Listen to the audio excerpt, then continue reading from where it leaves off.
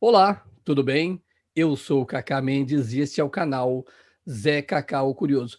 E hoje nós continuaremos falando do tema rádio, da nossa série sobre rádio. E nós vamos voltar a uns bons anos, né? Vamos voltar ao começo dos anos 1970, que naquela época aconteceu uma coisa muito curiosa. Começaram a surgir vários cantores, vários grupos que não eram aqueles que estavam por ali, né? Beatles, Nazaré e outros cantores que as pessoas não conheciam. Eu, pelo menos, não conhecia. E esse pessoal começou a chegar e começou a fazer muito sucesso. Só que com o passar do tempo, anos depois, eu, por exemplo, só vim descobrir isso depois de 1976, quando eu entrei no rádio, que, na verdade, esses grupos e cantores que surgiram, eles eram brasileiros. Eles fizeram um sucesso espetacular, mas eles eram brasileiros e gravavam em inglês. Por que será, né? Vamos dar uma relembrada nisso? O meu convidado participou, ele fazia parte de um dos mais importantes grupos daquela época. Aliás, eu acho que um dos que fez mais sucesso. E nós vamos contar essa história para vocês, tá bom? Antes de chamar o nosso convidado, eu queria que você, aqui embaixo, tem um botão de inscrito, você faz a sua inscrição, você dá o seu like, você compartilha, aciona o sininho para receber os nossos futuros vídeos.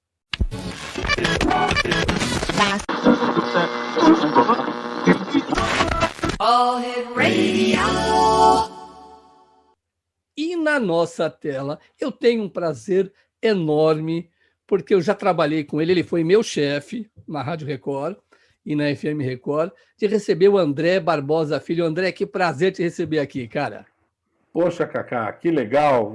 Olha, muito contente com o seu sucesso, muito contente com o que você está fazendo, que é continuar fazendo produto sonoro, e isso é importante, independente de a gente estar naquele rádio que a gente tanto ama, que é o rádio do dia a dia, né? Aquele rádio que participa da vida das pessoas, companheirão das pessoas, mas está agora na internet, né? Agora que nós estamos num processo de digitalização do mundo, né? O mundo está se tornando digital. O rádio também está se tornando digital. E aí você está aí com o seu podcast, com a sua estrutura aí, fazendo entrevistas. Eu tenho visto, inclusive, algumas coisas que você fez muito boas, sobre o Chorinho outro dia, achei maravilhoso. Parabéns. Que legal. O André Barbosa, gente, ele foi diretor de diversas rádios em São Paulo. USP, Globo, Record, diversas rádios, diversas rádios. E ele se sente muito orgulhoso, acho muito legal isso, que principalmente ele foi um professor universitário, USP, metodista, né, Universidade Metodista, na área de comunicação. Não é verdade, André? Você sempre esteve direcionado com a área de comunicação, né? Exatamente, especificamente o rádio, que eu comecei na universidade de muitos anos, mais de uma década de curso de rádio, fui professor de rádio. Participei dos grupos de rádio da Intercom, que é um grupo de pesquisadores que trabalham sobre o rádio em si, a história do rádio, o rádio atual, o futuro do rádio. E o André, né, além de todo esse envolvimento dele em rádio e nas universidades, o André Barbosa Filho, ele foi músico, ele foi não, acho que ele é músico até hoje, né? Acho que quem é músico nunca deixa de ser.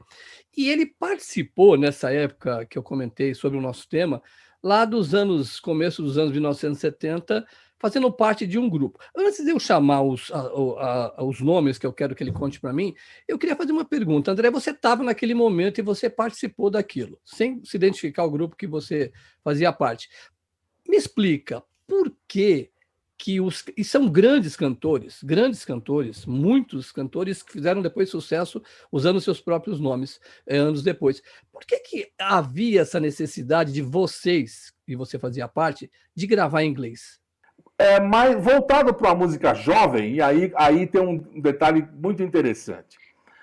Vários países no mundo gravaram com artistas em inglês, cujo país não era de língua inglesa. Sim. Por exemplo, você tem a Bélgica, você tem a França, você tem a Itália. Posso dar vários exemplos aí, né? Por exemplo, eu me lembro quando a gente começou a tocar lá para a época de 65, 66, tinha um grupo chamado Il Rock, e que depois gravou uma música muito conhecida nos Estados Unidos e que se tornou uma música famosa em italiano aqui no Brasil, chamada Piangi Come. Quem deve gostar deve lembrar disso, né? Isso começou a vir uma série de músicas que fizeram sucesso em inglês e que não eram anglofônicas, que não eram de países de raiz anglofônica. Então, Demi Rousseau, por exemplo, bom, eu posso dar um monte de cantores que eram franceses, que fizeram sucesso em inglês, né? Um que era muito conhecido, tentar lembrar agora aqui, além do Adamo, que gravou, porque todo mundo gravava em todas as línguas, mas inglês era o principal. E no Brasil, houve a ideia de se fazer isso, baseado em quê? 2, aumentar a possibilidade das gravadoras não ficarem só comprando capa, ou seja, comprando música internacional e não ganhando direito sobre isso, porque a gente sabe que pela lei internacional, quando a música vem internacional, um fonograma vem para o Brasil internacional, o direito autoral já é 50%. Sim. Você só vai ficar, se você tiver uma versão ou coisa parecida, com 17%. Eles queriam inverter esse papel e aumentar a capacidade e o volume de recursos que eram angariados através da música brasileira, que era muito forte. Já estava o Tom Jobim lá nos Estados Unidos, João Gilberto, cantores como a Nara Leão, o Chico Buarque tinha ido para a Itália, o Toquinho tinha ido para a Itália. E nós vivíamos no Brasil um momento muito difícil politicamente. Muitos artistas saíram do Brasil porque foram perseguidos e tudo isso. Tiveram músicas censuradas, foi a época do golpe militar de 64. E, evidentemente, com essa falta de artistas que foram para fora do Brasil, as gravadoras resolveram ampliar esta ideia que já existia, uma ideia latente de procurar artistas que gravassem em inglês e que pudessem ser vendidos como artistas internacionais para ter um mercado mais amplo, um mercado mais interessante. A começar pela América Latina, pela Argentina, Chile, Paraguai, que também compravam artistas, e aí o Roberto Carlos tinha sido o grande, vamos dizer assim, a grande porta aberta e vários artistas foram na cola do Roberto Carlos para gravar em espanhol, gravar aqui na América Latina. Deste grupo, nós podemos citar como pioneiro mesmo, além do Walter Vanderlei, que foi uma coisa nos anos 50, o Tom Staden, o Terry Winter. Tom Staden era o nome verdadeiro dele. Terry Winter, que foi o primeiro a lançar músicas pela RCA e que fez sucesso. E as pessoas não achavam que ele era brasileiro. On a summer day, I met you. Ele era um cara internacional. As rádios não falavam. Ele não aparecia, o Tom Staden, muito pouco. Então foi mais sucesso de venda de disco mesmo. Naquela época valia a pena você vender disco. Hoje mudaram completamente. Pode perguntar, Cacá. Não, deixa eu dar uma provocada em você. Foram vários grupos. Vamos começar primeiro com esse grupo aqui, ó. Give me your smile again. Tell Me Once Again, André, que foi o seu grupo, 1973, é isso? 72. Me fala porque me parece que o Light Reflections, se eu estiver enganado, você me corrige, o Light Reflections vendeu mais de 1 milhão de cópias. 1,5 milhão de cópias. Não, e nós estamos falando de 1972, que era coisa para Roberto Carlos da época, não é isso? Nós batemos recorde na época de compacto simples. Como é que foi esse sucesso para vocês, o Light Reflections, com o Tell Me Once Again? Vou contar essa história, Cacá, essa história é interessante. A gente, nessa esteira das gravadoras quererem gravar com artistas brasileiros em inglês para ampliar o processo de exportação brasileira, até porque queríamos faturar mais no Brasil, as gravadoras queriam faturar mais no Brasil, as gravadoras brasileiras, existiam gravadoras brasileiras, né? Então a gente foi chamado, porque a gente tocava em locais, eu cheguei a tocar com um grupo chamado Ice, que tem uma corruptela de Yes, né? E fazia uma música mais alternativa, no Tênis Clube Paulista, isso eu toquei bastante, em vários lugares, mas não toquei no Pinheiros Paulistano e Círculo Militar, eu não toquei. E as pessoas conheciam quem tocava e quem fazia. E a gente, você sabe que naquela época você pegou isso. Naquela época era importante você ter música inédita. no rádio, porque quanto mais música inédita você tinha, uma música americana que ninguém estava tocando, era você que lançava e a sua rádio mantinha uma certa fidelidade, um certo engajamento, como se fala hoje, né, em relação ao público. E é muito interessante porque as pessoas passaram a procurar e não tinham mais músicas, porque às vezes eu me lembro que muitas pessoas traziam música importada por piloto de avião, piloto da Varig, então traziam vários compactos e músicas que estavam fazendo sucesso e as rádios tocavam. Olha como era uma coisa bem frágil e uma coisa bem assim incipiente. Não havia um grande trabalho das gravadoras aqui fazendo. Tinha os grandes sucessos, esses sim. Mas aí então a gente resolveu cumprir esse papel de fornecer música inédita compondo músicas em inglês. Então todos os conjuntos que cantavam em inglês e faziam bailinho tinham músicas próprias. O Folhas tinha, o Memphis tinha, o Loafers tinha, o Confa tinha, os Botões tinham, nós tínhamos. A gente chamava na época os Bruxos, né? Antes de chamar Light Reflections, a gente tocou uma fase com... Os Bruxos existiam, dois Bruxos. O Bruxo que tocava com Rony Fon e o Bruxos que tocava na zona oeste de São Paulo. Então, depois esse grupo se fundiu de alguma forma e continuou tocando com o Rony. A gente fez programas da TV Excelsior, a extinta TV Excelsior, porque o Rony tinha um programa na Excelsior, a gente chegou a fazer alguns programas lá. Mas, de qualquer maneira, a gente produziu essas músicas em inglês e isso começou a dar um resultado que, devagarzinho, o Sunday, por exemplo, foi o primeiro a fazer um sucesso com aquele I'm gonna get married, I'm gonna get married. Foi o primeiro sucesso deles. Então, eles foram um pouquinho antes da gente. Mas a gente, quando fez, eu me lembro que eu fiz uma música para uma garota que eu gostava muito e tal, não sei o que, essas coisas de paixão. Eu sempre fui meio apaixonadinho, né? Então, acho que brasileiro é meio assim mesmo, né? Fácil de se apaixonar, fácil de sair fora também. Então, e aí eu fiz uma música, essa música que eu tocava nos bares, todo mundo ia dançar. Falei, caramba, essa música podia fazer sucesso. E olha como as coisas são.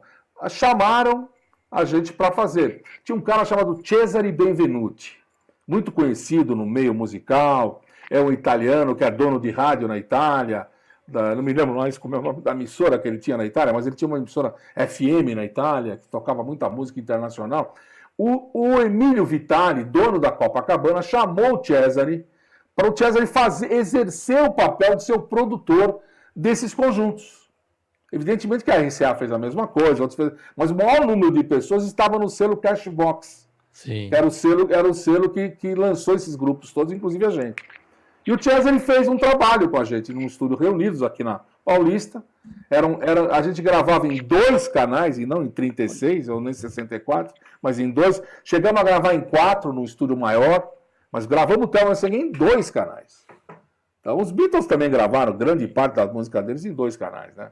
Só que na fase que a gente já estava, em 72, na Inglaterra, já tinha 16 canais, já estava mais desenvolvido. Aqui ainda continuávamos com 2 canais. Você vê como os técnicos brasileiros eram bons. Sim. O nosso foi o Índio que gravou. Não sei se ele está vivo, mas foi um cara sensacional, com uma qualidade danada de sensibilidade para poder depois reduzir, como a gente fala. A gente grava um canal, depois reduz esse canal para mais um canal. Você vai reduzindo, já que você não tem mais canais, você reduzia para você ter depois uma edição final melhor. E aí esse projeto, então, é um projeto com vários nomes. Nós gravamos com Light Reflections, Tobruk, que foi um LP de música bem vanguarda, Bloody Hand, que foi o primeiro disco que nós gravamos antes do Light Reflections, que era uma música chamada Música do Gargarejo, que tocou na Excelsior bastante. E, na verdade, eu estava fazendo um gargarejo para melhorar a voz, e aí alguém gravou e falou, pô, vamos pôr isso aqui no começo da música. Então aparecia um gargarejo. Olha que e louco. A música fez um sucessinho, por causa disso. Mas não foi um sucesso. E aí a gente trabalhou com essa música, com esses nomes. Teve o Funny Thing também, que era mais o Rafael. O Rafael, inclusive, um cara importante para contar, porque o Rafael a gente andou estremecido, tal, um tempo, mas o Rafael foi o baixista de todas essas músicas. E é o cara que chamou o Cesare para falar com a gente. Então, o Rafael tem um papel muito importante nesse processo todo. A gente andou, eu era moleque, gostava de aprontar, então o Rafael era mais certinho, acho que não deu muito certo a gente se relacionar. Mas, de qualquer jeito, ele que gravou, e eu tenho assim, um respeito enorme. E ele gravou esse Funny Thing, que foi mais uma obra para ele, solo. E aí eu fiquei, lá do B tem uma música minha e dele. E aí lançamos em abril de 72. E nada aconteceu. A música foi para a rádio, a Copacabana lançou na Excelsior, na Difusora, que eram as rádios mais importantes, jovens, né? E não aconteceu, não. Foi na Rádio Mundial do Rio, os caras não quiseram nem saber. Bom, uma namorada de um divulgador do Rio da Copacabana, esse cara foi um cara que a gente ficou muito amigo depois. Eu não sei se ele está vivo ou não, mas a namorada desse cara gostava do Tell Me Once Again e provavelmente ele era a música deles, o casal.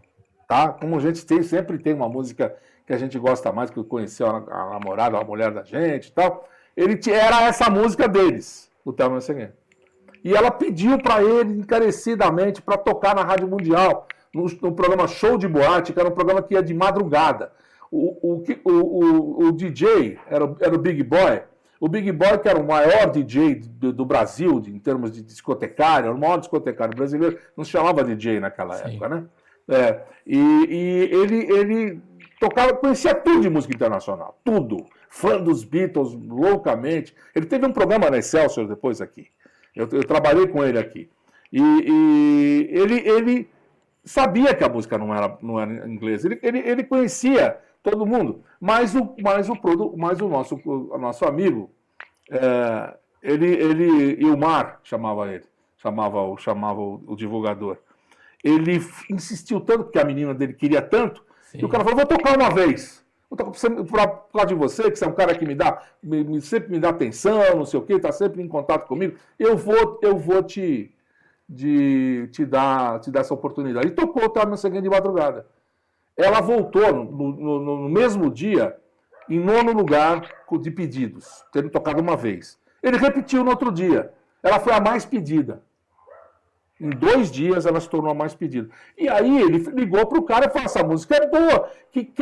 Quem são esses caras? E o Mário Veloso não quis dizer quem era. Não, os caras. Não é internacional, irmão. Eu sei que não é, mas quem são esses caras? E ele não falou. Aí o que o Big Boy fez? Lançou no programa que tinha cores, bairros e cores. Era um programa que tinha das 6 às 7, que era o que estourava de audiência na Rádio Mundial, a AM, ouvida no mundo, ouvida no Brasil inteiro. E ele tocou, e foi a música mais pedida. Essa música vai estourar. E ali em 15 ou 20 dias ficou a primeira da Nopem, que era a parada de sucesso do Rio de Janeiro, né? Porque você tinha aqui uma outra parada de sucesso, e lá no Rio era a Nopem. E aí começou esse zum, a Copacabana. Bom, para encurtar a conversa, era o dia do meu aniversário, dia 25 de outubro de 1972, e eu recebi uma ligação do Cesare Benvenuti, que não sabia que era meu aniversário. Ligou para mim e falou, André, vou te contar uma coisa. Vocês aí brigaram, o Rafael saiu do conjunto, não sei o quê. Se vocês estão ainda com o conjunto, não, a gente tem conversado, a gente tem procurado se ver e tal. Então faça favor de se juntar, se você arruma outro baixista, faz alguma coisa, porque a música está em 7º lugar na Nopem e está indo para 1º lugar. Falei, que você está brincando, meu? É piada de aniversário? Aniversário? Eu falei, é meu aniversário. Ah, parabéns, então, duplamente e tal. Bom, foi uma correria, juntamos os caras, trouxemos o Henrique para ser contrabaixista. Ele não gravou essas músicas, mas gravou as outras. Gravou as que a gente fez no futuro. E aí, sucesso total. Quando a gente viu, em um mês, eu me lembro daquela loja Hi-Fi, que vendia discos em São Paulo. Não sei se ela existe mais, acho que não, provavelmente não. Mas ela era uma rede interessante de discos, era maior. E eu me lembro de você entrar no shopping em Iguatemi e tinha uma pilha de Tell Me Once Again vendendo separadamente. Você tinha todos os discos ali, mas tinha uma pilha, era novembro, dezembro, então época de Natal, vendeu que nem água o Tell Me Once Again. E aí a gente foi chamado, porque a gente, na verdade, tinha o plano de não aparecer, mas aconteceu uma coisa, dessas coisas imponderáveis que acontecem. A revista Veja, por algum motivo, descobriu que eu poderia ser o cara que cantava. Ligou para mim, arrumou o telefone da minha casa. Olha que bom jornalista, hein? Ligou para minha casa. Minha mãe atendeu. E o cara, obviamente, com toda a lábia, perguntou para ela: seu filho gravou uma música que está fazendo sucesso agora. E ela falou: é verdade, não sei o quê. Contou tudo. E entregou para o cara. Só que a foto que foi para a revista foi a foto dos caras que gravavam com o Cesare. Não, tinha o Confa, tinha uma mistura de artistas. Porque ele quis mostrar o que ele fazia no trabalho dele, mas não tinha nenhum de nós. Sim. Aí nós ficamos cabreiro pra caramba. Rompemos com o Cesare, rompemos, e aí a gente se preparou, arrumou um empresário, o Mário Bonfilho, que era empresário do Rony, era empresário de um monte de artistas, e fomos fazer o Flávio Cavalcante, que convidou a gente. O Flávio, inclusive, desafiou a gente. Falou: tem um conjunto aí que canta em inglês, não sei, eu quero ver se eles têm coragem de aparecer aqui no Flávio Cavalcante. E a gente já tinha fechado o acordo para aparecer no programa do Flávio Cavalcante, que era de maior audiência na TV, né? A TV Tupi do Rio, e que fazia. Né? E a gente fez o Thelma Senguê, foi um sucesso. Eu acho que o sucesso durou o ano de 73 inteiro, porque ele continuou fazendo sucesso. E aí começaram a aparecer outros. Me lembro, por exemplo, de ver o Christian, pequenininho, fazendo o Chacrinha. A gente ia fazer o Chacrinha também, e ele fazendo o Chacrinha cantando Thelma Senguê. O Christian, do Christian Ralph. Né? Please don't say goodbye. Então, é que depois tornou essa dupla sensacional que faz tanto sucesso hoje aí. Sim. E aí começaram a surgir os grupos. Entendi. Teve um cantor, André, vocês são um dos que mais venderam, 1,5 milhão de cópias. 1,5 milhão de cópias. Isso é oficial, oficial, não sei. Mas é uma coisa, mas para aquela época é uma coisa, uma coisa completamente sucesso total. Inusitado. Nós ganhamos disco de ouro, tudo isso na época. Aí surgiu, vou tocar agora aqui, vou rodar um trechinho de uma música.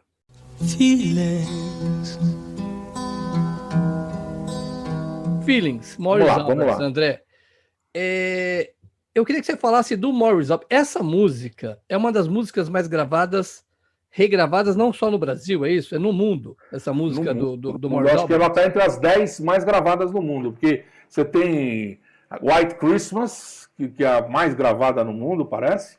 Depois você tem uma música brasileira, Garota de Ipanema, também está entre as primeiras. E o Feelings está entre as 10. O Feelings foi gravado por Frank Sinatra, Aretha Franklin, Tony Bennett, sei lá, grandes orquestras. Tem mais de 200 regravações. Um artista de nome.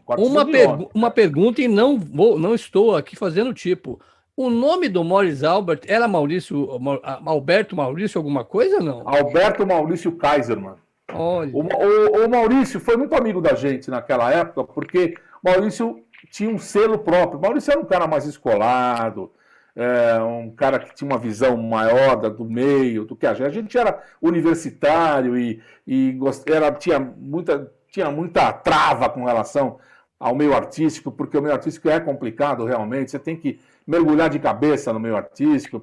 E o Morris era um cara que era do meio artístico. Ele era um cara que já tinha essa cabeça. E eu diria que isso foi a grande vantagem dele, porque ele pescou as oportunidades.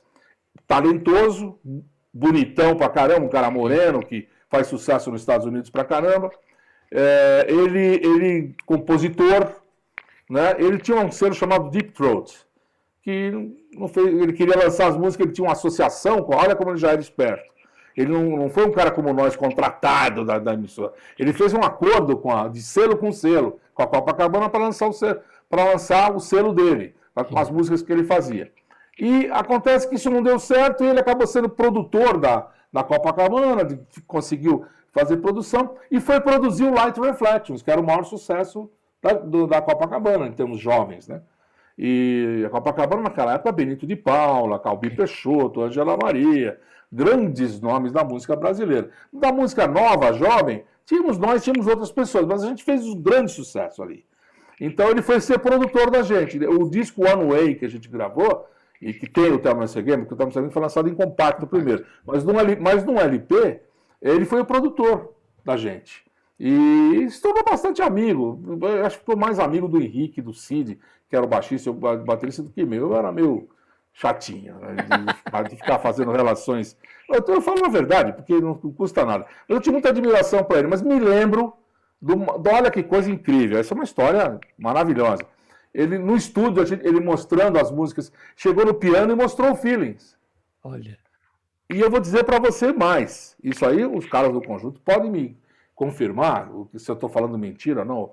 O próprio Maurício pode dizer que não. Mas eu vi acontecer. A música Feelings era uma música do tecladista do Light Reflections. O nome, não estou dizendo a música, estou dizendo o nome. Feelings. Era uma música que não entrou no disco. Não entrou no disco. E ele usou a música que ele tinha, ele não tinha letra, só tinha música, e mostrou. Mostrou no piano. E sabe o que eu disse? Putz, legal. Nem liguei para a música do cara. Pra você ver como é que são as coisas, né? E os caras gostaram. O Henrique falou, pô, essa música é legal, hein, meu? Bonita a música. E ele usou depois, mais tarde, o nome Feelings, que veio da música do Henrique, do Orlando, que era o tecladista. O Orlando saiu do conjunto. Ele foi terminar a Politécnica, disse que não tinha tempo para terminar. Nós fizemos, todo mundo fez isso. Todo mundo, depois de um tempo, largou o conjunto e foi terminar as suas faculdades. Eu fiz isso, o Cid fez, o Henrique fez. O César menos, fez também, mas o César continuou tocando. A gente é que parou mesmo de tocar. E eu gravei um disco depois, em 79, em português, chamado Tradição, que é uma coisa que eu tenho bastante orgulho de ter feito. Muita gente boa, Milton Godoy, Théo de Barros, o Filó. Muita gente boa que gravou esse disco aí e saiu pela Continental, antes da Continental desaparecer. Mas de qualquer jeito, o que eu quero dizer é o seguinte, com essa loucura toda de sucesso e tal, e não sei o quê, a gente viu surgir, por exemplo, o Fábio Júnior, que era um cara novo. Don't let me cry, baby. Aí, André, muita gente, teve vários grupos, vários cantores. Aí, eu queria só para a gente encerrar a nossa conversa, que você contou grandes histórias aqui, eu queria entender, aí por que aí foi, no caso de vocês, houve alguns desentendimentos lá no Light Reflections, e eram todos jovens, foram terminar suas universidades, etc. E os outros também foi isso, porque começou a parar, né? Começou a não ter tanto sucesso, por quê, André? Por que começou, essa onda acabou? Porque é moda, eu diria.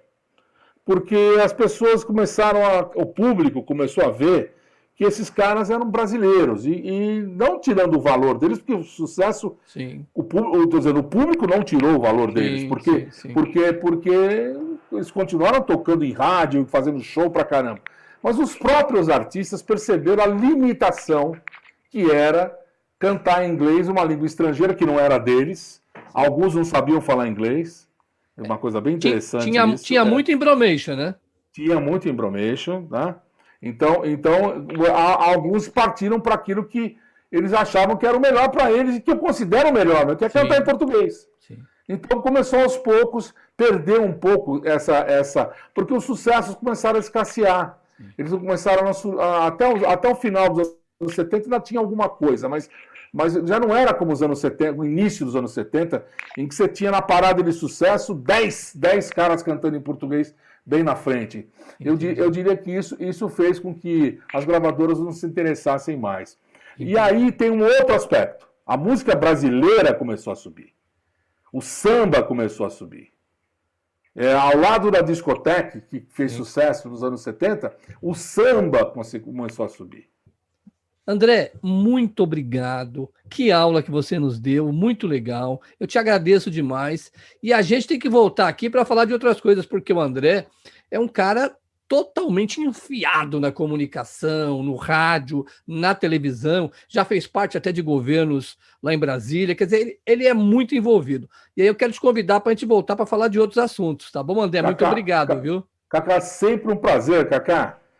Primeiro reencontrar você, depois de tanto tempo juntos na Rádio Record, que fase boa, que fase maravilhosa. Que legal. No rádio dando 4 pontos de audiência, é uma coisa inacreditável. Você é uma figura queridíssima, então, eu me lembro dos outros amigos, que nós já outro dia lembramos de uma conversa, Luizinho, e todo mundo, né? Que trabalhou com Nelsinho, querido também, que trabalhou conosco, o nosso locutor lá, querido, que faleceu. Benegatti. O Benegatti.